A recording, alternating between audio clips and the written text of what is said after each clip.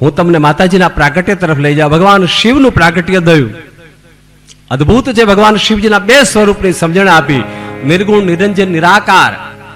જ્યારે ભક્તો માટે જ્યારે ભગવાન સાકાર બને ત્યારે ભગવાન જટાજૂટ સ્વરૂપ લઈ અને પ્રથમ દર્શન આપે છે ભગવાન, અને ભક્તોના કામ કરે છે. ભગવાન વિવિધ સ્વરૂપે જ્યારે આકાર લઈને આવે, એવી ભગવાનની હજારો હજારો નહીં, લાખો લાખોની, કરોડો કરોડો ભગવાનની લીલાઓનું વર્ણન શાસ્ત્રોમાં અને લોકોના મુખે સતત ચાલ્યા જ કરે છે, ચાલ્યા જ કરે છે.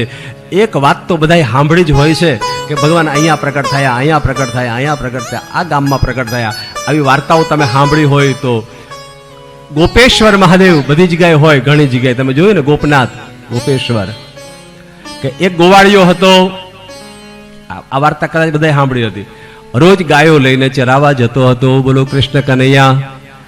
રોજ ગોવાળિયો ગાયો લઈને ચરાવવા માટે જાય. એમાં એક ગાય હાંજે આવે અને દોવા બેસે તો દૂધ ના આપે. ગોવાળિયો વિચાર કરે કે આ ગાય દૂધણી હોવા છતાં આનું દૂધ ક્યાં જાય છે? બોલો આ કથા કોણે કોણે સાંભળી છે? બધા એ સાંભળી હશે આ કથા.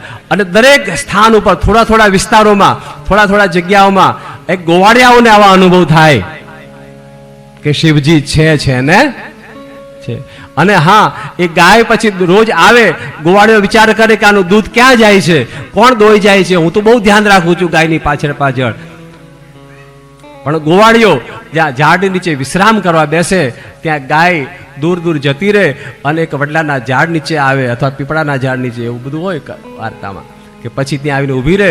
ગોવાળિયાએ નક્કી કર્યું કે આજે તો આ ગાયની પાછળ પાછળ મારે જવું છે, જ્યાં જાય ત્યાં. અને એ દિવસે ગોવાળિયો એની પાછળ પાછળ ગયો અને ગાય એ ઝાડ નીચે આવીને ઊભી રહી.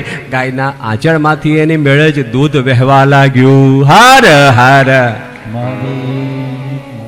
એના આંચળમાંથી દૂધ વહેવા લાગ્યું. ગોવાળિયો વિચાર કરવા લાગે કે ઓહો હો, અહીંયા આ દૂધ કેમ વહેવું જાય છે? ચોક્કસ અહીંયા કંઈક હોવું જોઈએ આ ધરતીની અંદર. એ ધરતીની અંદર ત્યાં ગોવાળિયાએ ખાડો કર્યો, અને ખાડો કરતા કરતા એમાંથી શિવલિંગ પ્રગટ થયું. બોલો ગોપેશ્વર મહાદેવ. આવા ગોપેશ્વર મહાદેવ દરેક ગામે ગામે હોય છે. અર્થાત અવતાર જ્યાં જ્યાં ભગવાન પ્રગટ થાય. અને આપણે શંભુ શબ્દ કહીએ છીએ. શંભુ શબ્દનો અર્થ જ થાય છે સ્વયંભૂ. મૂર્તિ કોઈ બેસાડવાની ન હોય. અમારા શિવજીને કોઈ સ્થાપના કરે એવું નહીં. શિવજી સ્વયંભૂ જ હોય. જય શંભુ. જે પોતે જ જન્મ લે છે, પોતે પોતાની રીતે જ પ્રગટ થાય છે. એને કોઈ જન્મ આપી શકતું નથી, એને કોઈ લાવી શકતું નથી. એનો કોઈ દાતાર નથી. એ બધાનો દાતાર છે. એનું નામ શંભુ.